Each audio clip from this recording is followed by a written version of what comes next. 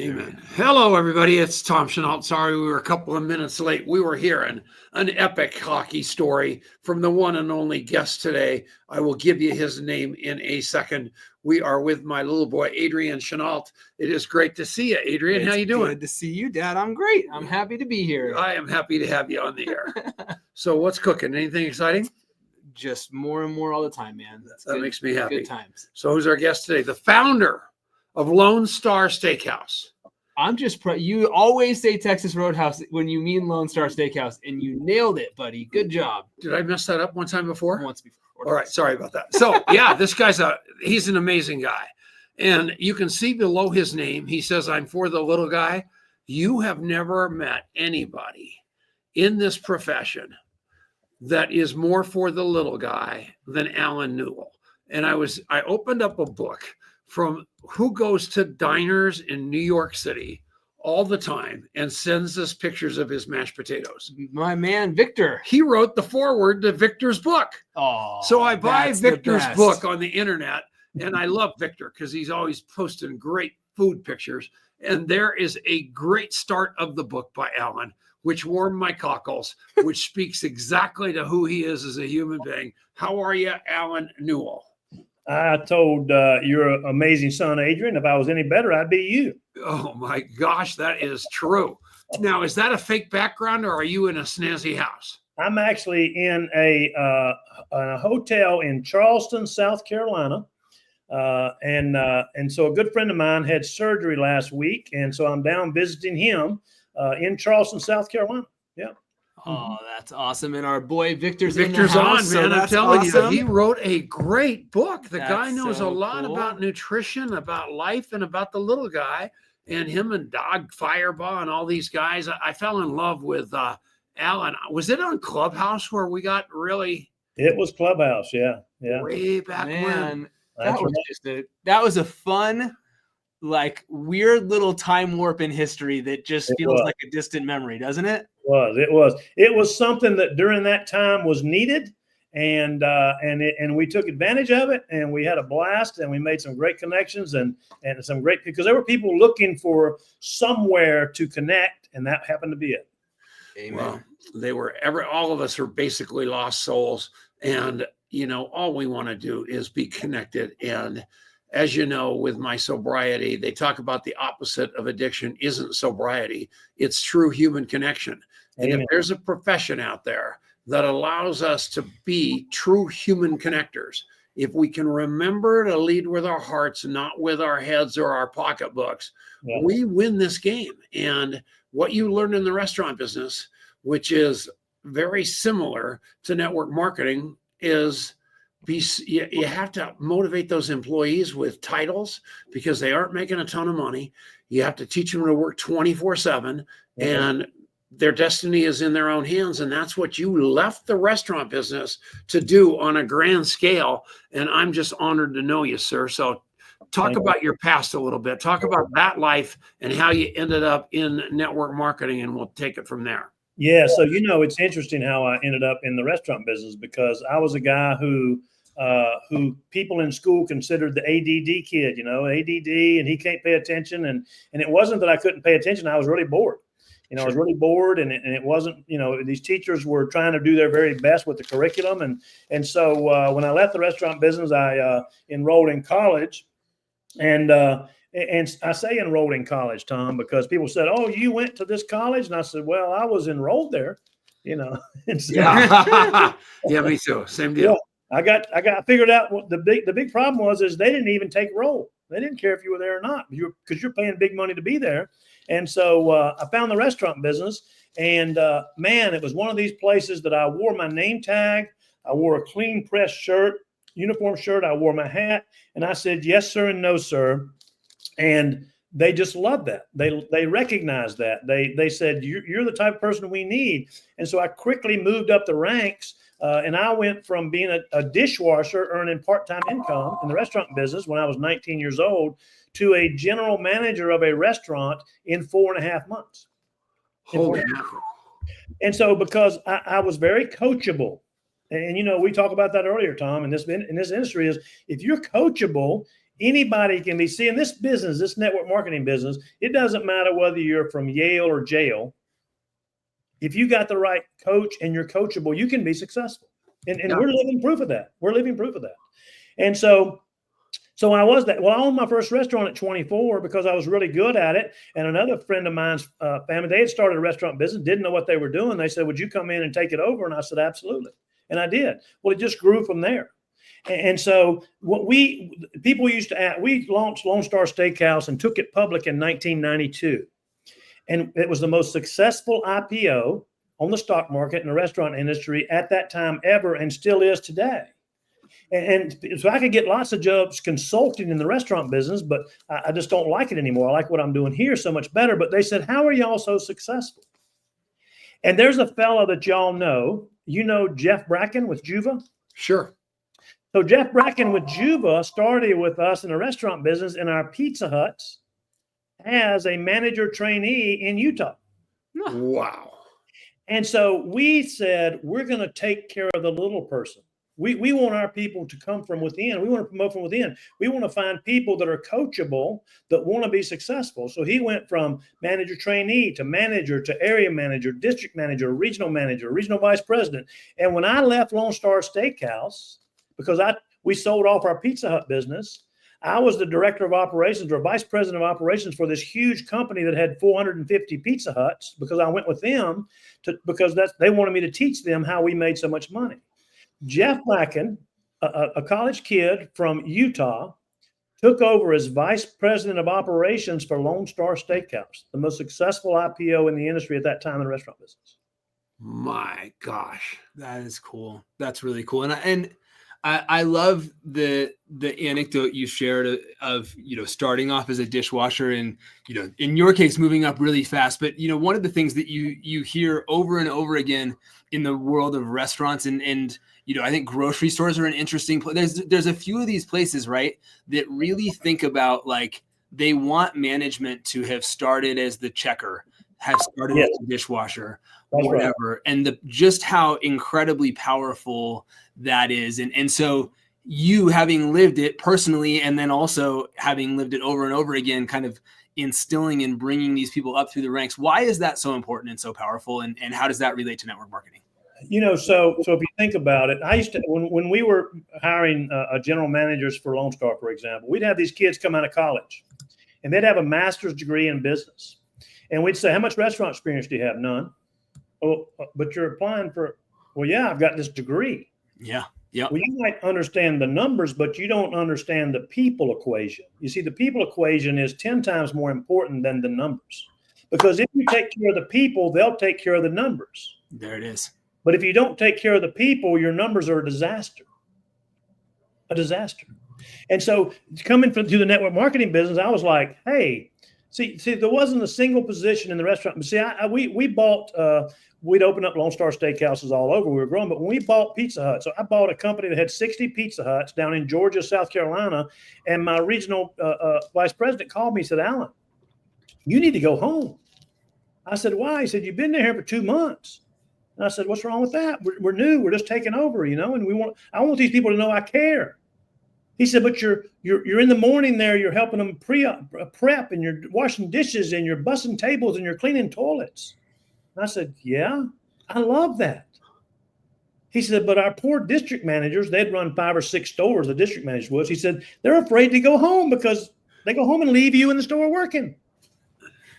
I said, I go back to and kind of think about the network marketing business.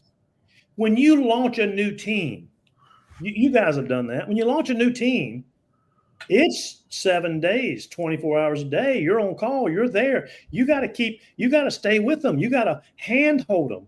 Yeah. If you don't, you're destined for failure. But if you handhold them, and if you're there with them, and you love on them, and you care about them, and I got to know the dishwashers, and I got to know the cooks, and I'd go in there and have cooking contests with them. They'd say, "You want to compete against me and how fast we can cook?" I say, "Yes, sir." And most of the time they won because I was out of practice. But man, they had a blast. They knew that I cared about them. There you go. They knew that and they also knew, guess what? When I'm managing you and you know that I know what your job is and you know that I know what your responsibilities are and you know that I care about it, I'm gonna earn your respect. Yeah. Yeah. Yeah. So same thing in network marketing. If you love your people, Yeah. just like your dad there, Adrian, you know that he loves people. And listen, I'm gonna tell you about Tom. And I know Tom is the host here, and you and Adrian are the host. But listen, Tom loves you. And he says that, and people go, "Oh, I told Adrian earlier, Tom." I said, "People say, oh, Tom's putting on that act." I go, "That's not an act. Tom cares about people." And you see, I used to have a guy at the restaurant business who sold us office supplies. His office supplies were about 3% higher than the competitors, but you can't tell him no. Yep. He just takes such good care of you. But you just say, "I love that guy. I got to work with that guy." And so when you take care of the little guy, when you take care of that brand new person, and so there's leadership styles and there's management styles. And if you look up leadership styles, there'll be S1, S2, S3, and S4. And this is systematic. And so when a person's brand new, you manage them in what's called S1, which means they don't know what to do and they know they don't know what to do.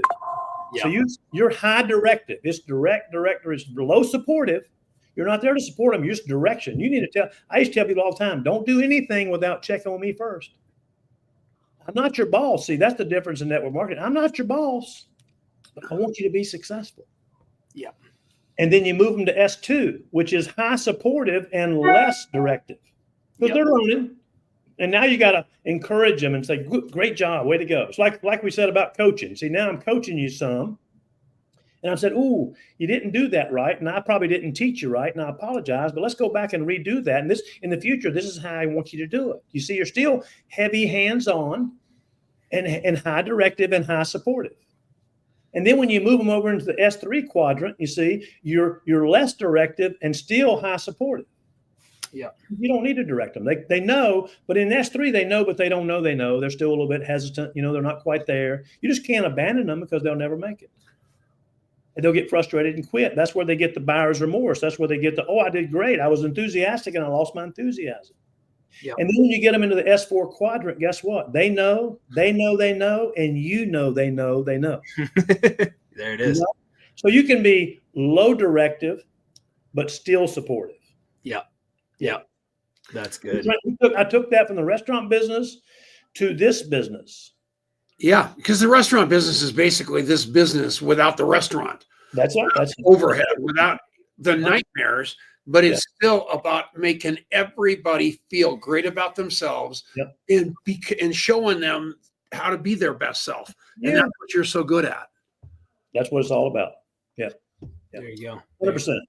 100%. Well, and I think, just that parallel, and I don't know if this showed up for you moving from restaurants to network marketing, but one of my favorite stories, my first, not my first job, but my first big job, I worked for a company called Rackspace, and it was a publicly traded technology company. They invented what was called managed hosting. So instead of you owning a server, you would rent server space, and it was kind of before the cloud, all this sort of stuff. But the guy who kind of funded the whole thing and put it on the map was this guy named Graham Weston, and he was like a real estate tycoon. He came from a big family, all this stuff. Great guy.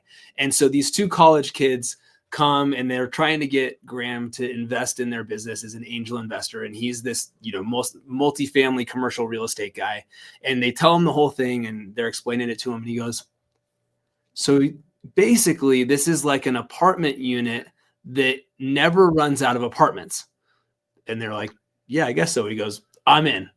And he was, I think, he was worth close to 100 million already at the time he started that thing. But because of that, he became to be worth over $1 billion, has had a profound impact on the entire city of San Antonio and all this stuff. But I think that same principle applies here, right? There's only so many restaurants that you can run as an individual before there's too much overhead and too many places to be at the same time and whatever. You can infinitely expand your restaurant. But in network marketing, there is no limit, right? You can build and you can instill that capability to build in others in a way that is really in very few other places, right, Alan?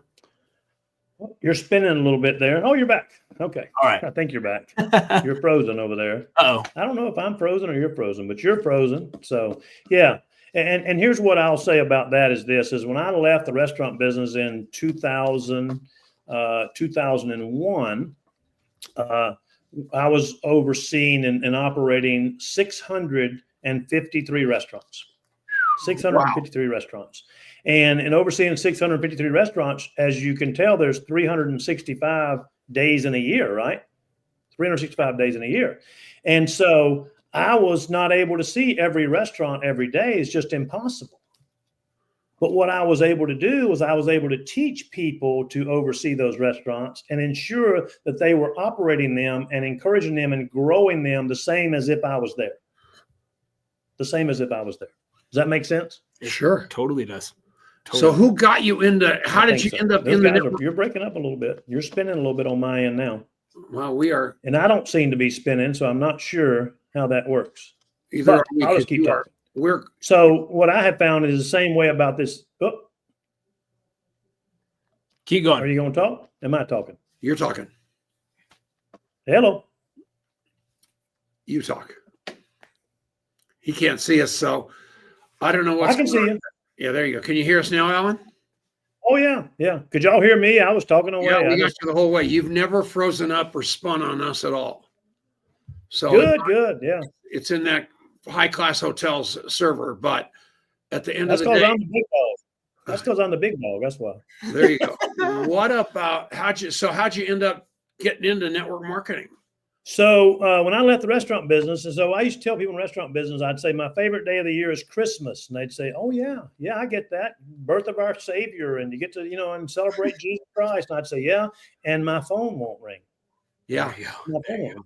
And so when I left the restaurant business, I left it because my daughter at the time was a senior in high school, and she said, "Dad, I'm gonna be a senior in high school this year. I'm captain of the cheerleading squad. I'm captain of 2 different competition squads, and I play ball. And I'd love for you to come watch me this year. You've been traveling for the past 3 years. I'd love for you to come watch me."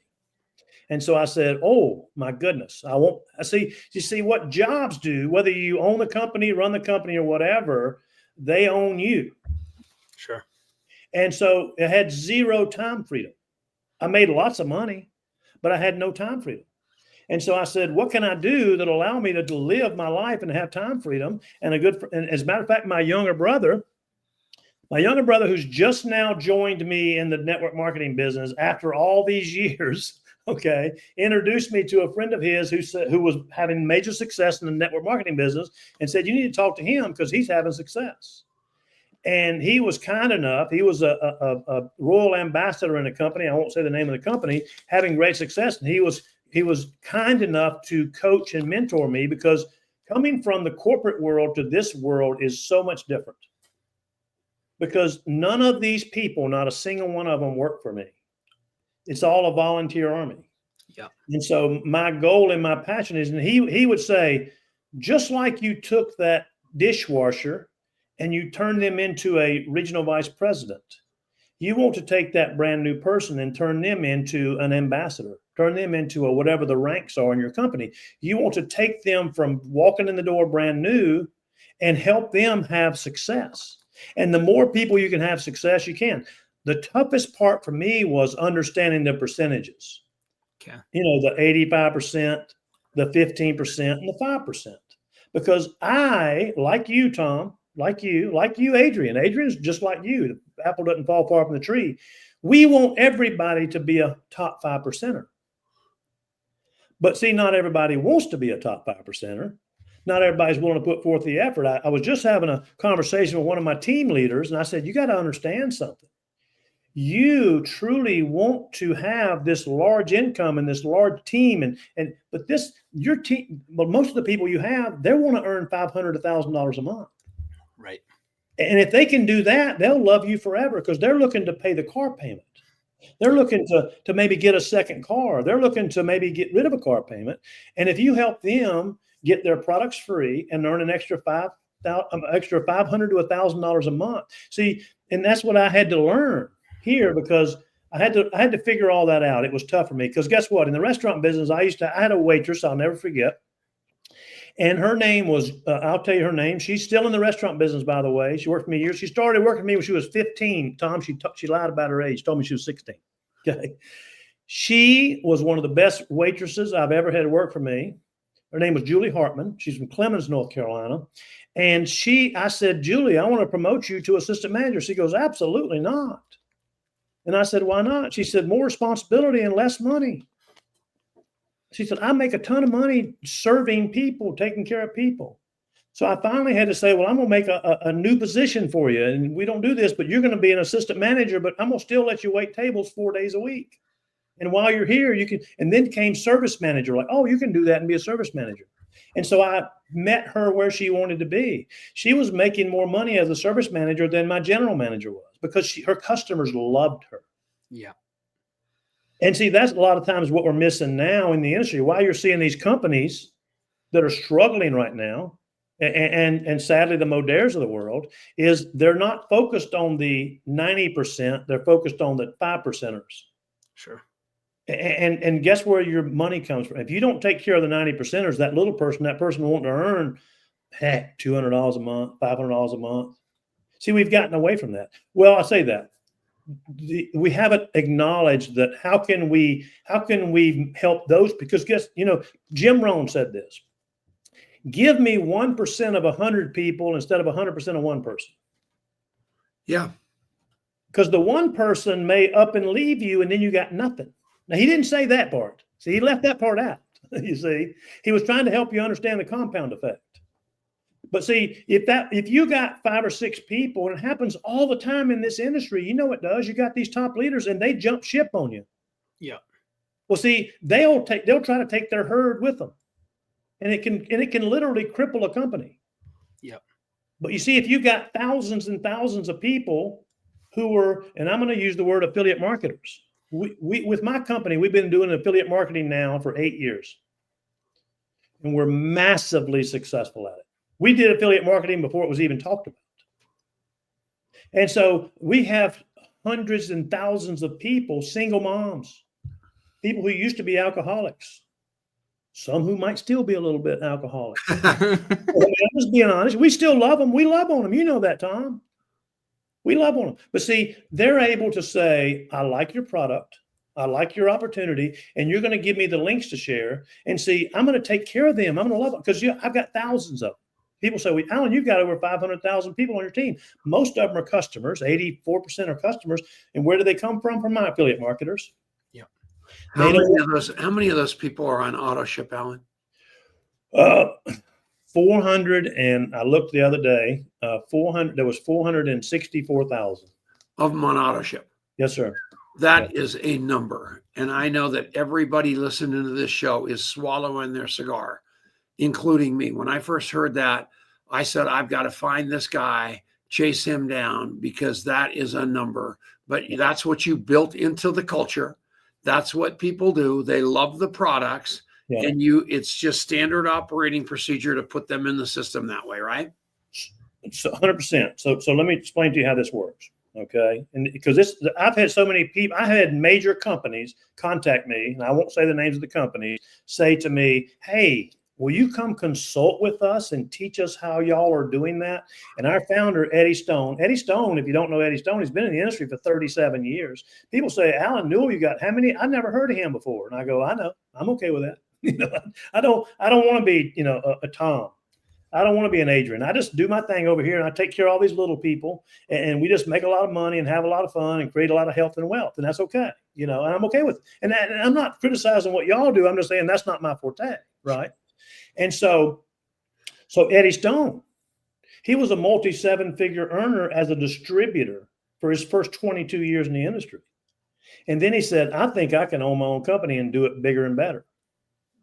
And now 13 years into the industry, and here's the thing. When you look at the articles and the papers and everything, they go, well, they're showing zero growth because we don't tell them how much sales we do. We're not worried about that. We're not looking to be on the list of the look at that people.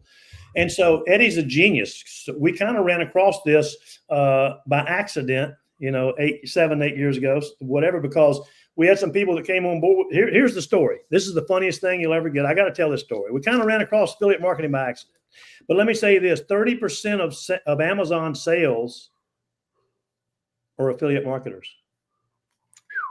The fastest growing segment in Walmart are affiliate marketers. That is crazy. Just as an aside, I noticed that. It's wild. It's why? Because in network marketing, we used to say you're in business for yourself, but not by yourself. Yeah. Well, people try to take that away and they try to say, Adrian, you're on my team. You got to do it my way. And this is what we do. And this is that. And then if you don't, they shun you and push you aside and leave you out there on your own. And now you truly are in business by yourself and by yourself. Right. Yeah. But with affiliate marketing, we give them the tools.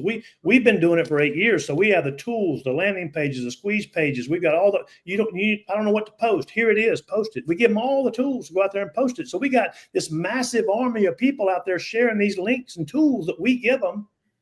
And some of them make $100 a month. Some of them make $500 a month.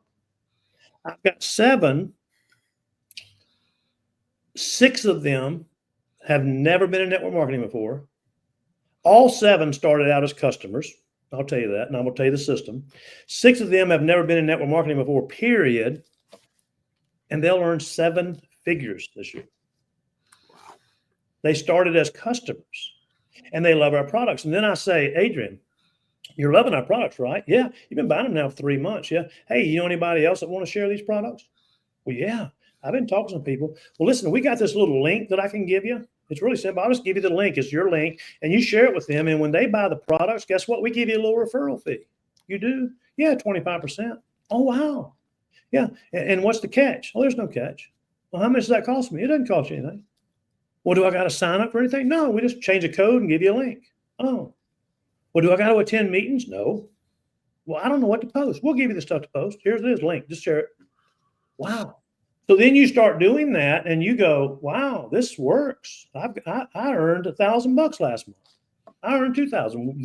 We've got some that'll go from saying, yeah, I'd like to do that, to all of a sudden they're earning $8,000, $10,000 a month, because these young people, you see, what I think, and it's just my opinion, what's happening in network marketing is we've grown to the point where we've outgrown our audience. Who's out there? Look at who's doing affiliate marketing. Look at who's doing TikTok. Because these young, all these TikTokers, they're dancing and they're this and they're that. Yeah. Heck yeah. Give them a link. Let them put a link on there while they're doing that. You know what I mean? We can teach them to manage a team. They don't want to manage a team. They don't want to do that. See, the industry, the market has changed dramatically. And those people who, I take it to, there's a story and there's a book out, and I'll tell you the name of the book here in a minute when I pull it up because I read it. And it talks about the dinosaur and the frog. Have you heard, are you familiar with that? Yeah. The dinosaur and the frog. And so the book is called The Attributes by Rich Davini. Dinosaurs and frogs have been around the same amount of time. Dinosaurs are extinct. Frogs are able to adapt. You can go down the street in New York City, the concrete village, and guess what you'll see? You'll see a little frog. How's that frog there in New York City? They've learned to adapt. Dinosaurs were not able to adapt, these big dinosaurs, so they became extinct. A lot of companies are not able to or not willing to adapt, and so guess what? They're out of business. And so then what's sad is when you see the people that run these companies, that are leaders in these companies, they go, okay, we're going to go do it, and we're going to do our own thing, but they're doing the exact same thing that company that went out of business did. Yep. Folks, it didn't work. That's why they shut the doors. Some people paint them as crooks. Listen, I was a business owner. I had huge companies with thousands and thousands of employees. The last thing I ever wanted to do was close the doors because I made a lot of money. But when you don't adapt, and here's the blessing with Lone Star Steakhouse. Let's go back to the Lone Star Steakhouse for a minute. When we opened Lone Star Steakhouse in Winston-Salem, North Carolina, about 8 miles from my house, the first one, there was Ruth Chris Steakhouse. You know what Ruth Chris is, right? Yep. And there was Western Steer. You remember Western Steer? Mon Pog, yep. gravy covered Salisbury steak, right? That was the two options. And we came in and said, hey, look, we're going to be the mid-scale. in the middle with Lone Star Steakhouse and let you be country and peanut shells on the floor and dance and have fun at a high end product price. We cut our own meat, sort of a high quality product at a mid scale price. I would have an hour and a half and 2 hour wait at lunch because we adapted to the times. We filled a void where people were not, but there was nobody in that space. You see, and so what's happening now is a company like ours is we're filling a space that the dinosaurs don't want to go. Eddie Stone, our founder, is a genius. He says, Alan, he said, let me tell you something. He said, I recognize the lifetime value of a customer. Yeah. I'm willing to do affiliate marketing on the front end and let them buy the product at a low price, lose money on that first order. But I know 6 and 8 and 10 months down the road when they're still using our product and they're buying it from these affiliate marketers, we're gonna have massive success and going to change the world. There you go. Yeah. And so companies get confused on what affiliate marketing is. They think it's going to hurt them and cost them money. Trust me. Give me, like, back to what Jim Rohn said, give me 10,000, 20,000 affiliate marketers promoting my product. And there's team leaders that go, we don't want that. Why not? And I put that question out there. I've got thousands of them on my team. We don't want that. Why not?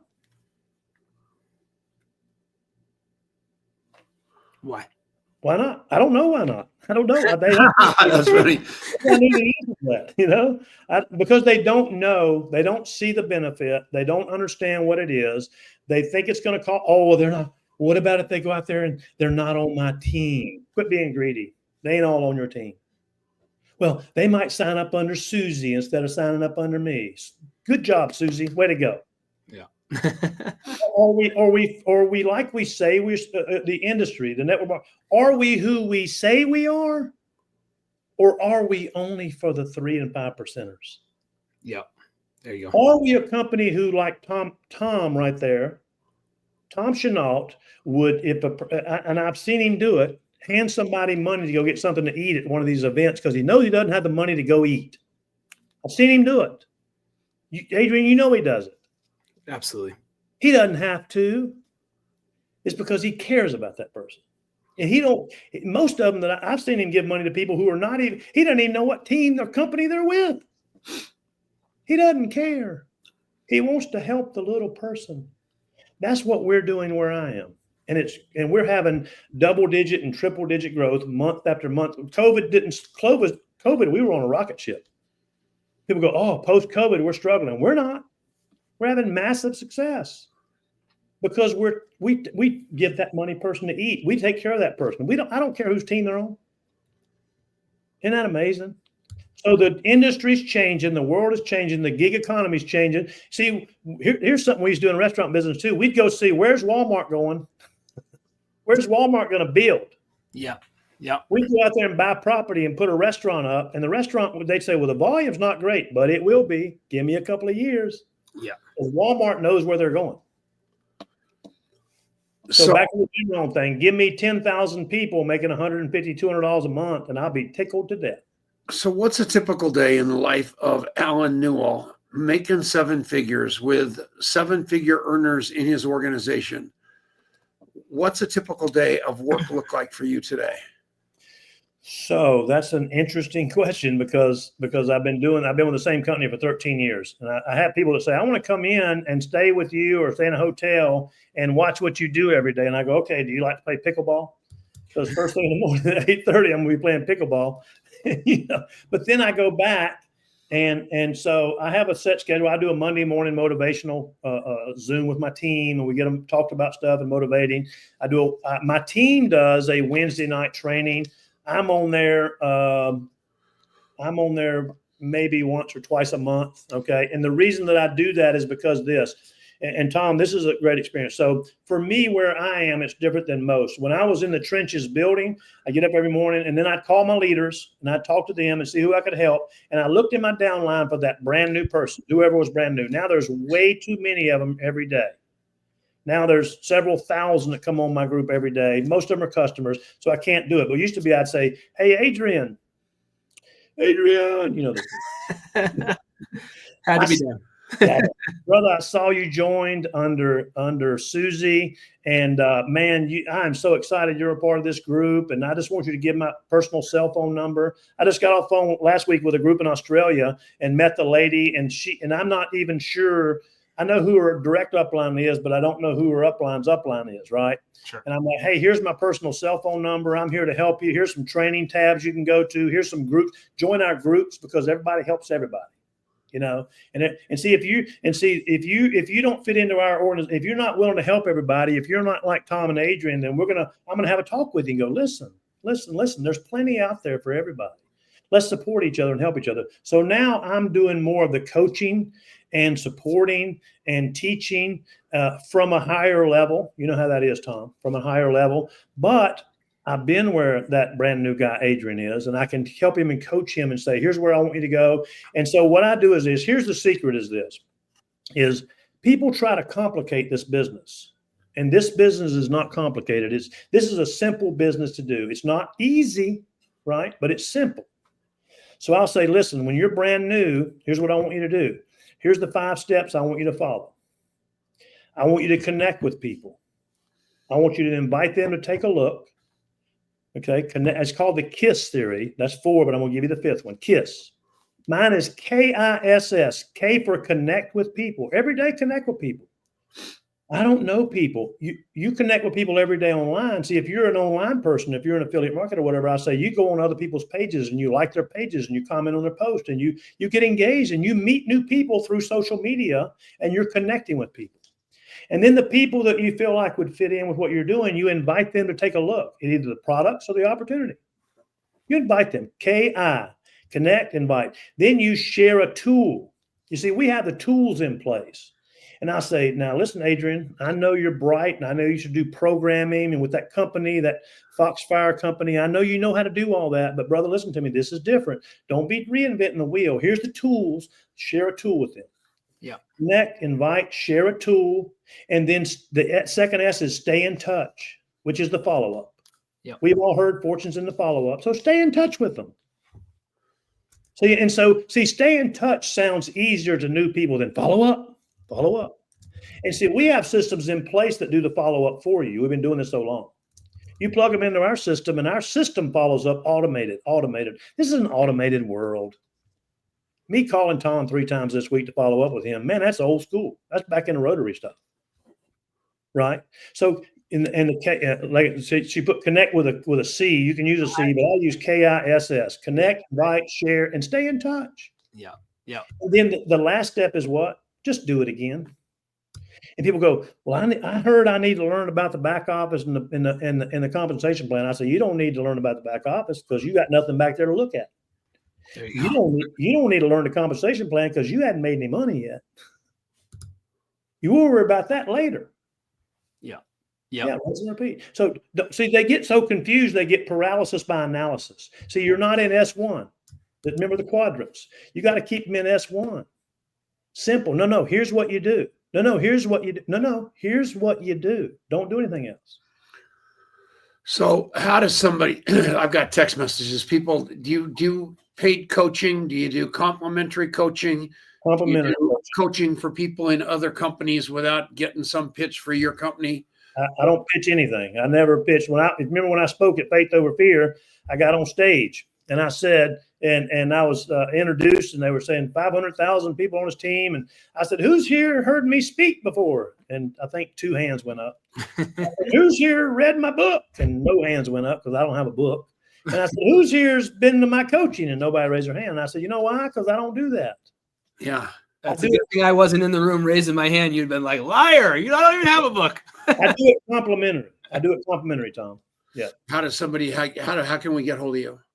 So my email is, as you see my name spelled, AlanNewell@live.com. Okay. AlanNewell@live.com. I will give you my personal cell phone number, but as you can imagine, my phone is very busy. And so the best way to reach me is to text me.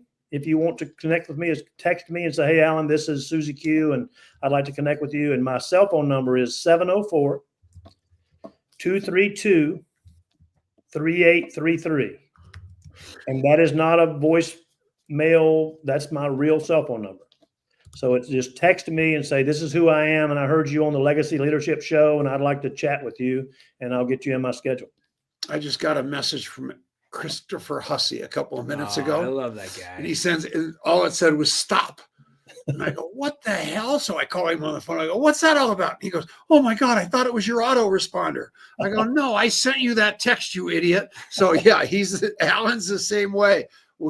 We are, and everybody hates to have an unknown number because especially when you're broke, it's a business, it's a bill collector. Collect call. Yeah, absolutely. For an old guy like and I there. map everybody. So if you call me and I don't have your number, I am like so excited because I'm going to meet somebody new.